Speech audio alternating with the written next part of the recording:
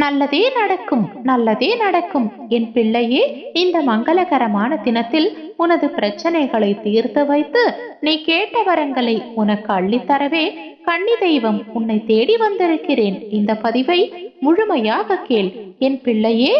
இன்று நீ ஆசைப்பட்டு கேட்பது உனக்கு கிடைக்கப் போகின்றது.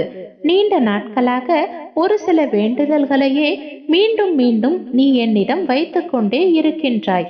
ஆனாலும் அந்த வேண்டுதல்கள் இன்று வரை நிறைவேறவே இல்லை. நாட்கள் தள்ளி தள்ளி சென்று இன்று வரை அவை நீடித்து விட்டன. அம்மா, நான் உன்னிடம் கேட்டது எதுவுமே எனக்கு கிடைக்கவில்லை. நான் நினைத்ததை எப்பொழுதுதான் நடத்தி கொடுப்பீர்கள்? என்னுடைய வேண்டுதல்கள் அனைத்தும் தடைப்பட்டு கொண்டே இருக்கின்றன. எனக்கு ஒரு வழியை காட்டுங்கள் என்று நீ கூப்பிட்ட குரலுக்குத்தான் உன் அம்மா நான் ஓடோடி வந்துள்ளேன்.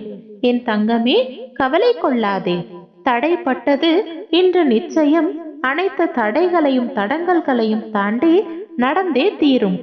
கடவுள் உன்னை சிரமத்தின் எல்லைக்கே கொண்டு சென்றாலும் நீ என்னை முழுமையாக நம்ப வேண்டும். ஏனென்றால் 2 விஷயங்கள் மட்டுமே உன்னுடைய வாழ்க்கையில் நடக்கும்.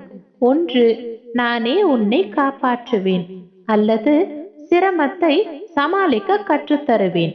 இது நாள் வரை உன்னுடைய பிரச்சனைகளை சமாளிக்க நான் கற்றுக் கொடுத்தேன்.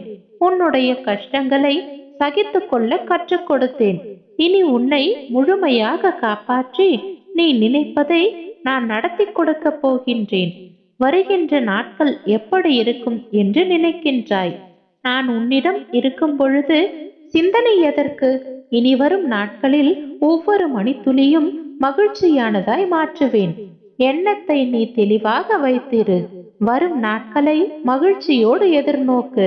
நீ முழு மனதுடன் செய்யும் ஒவ்வொரு துளி தானமும் தர்மமும் உன்னையும் உன் சந்ததிகளையும் 7 தலைமுறைக்கு கவசமாக காக்கும். நல்லதே நினை, உனக்கு நல்லதே நடக்கும். நான் இருக்கிறேன். நல்லதே நடக்கும்.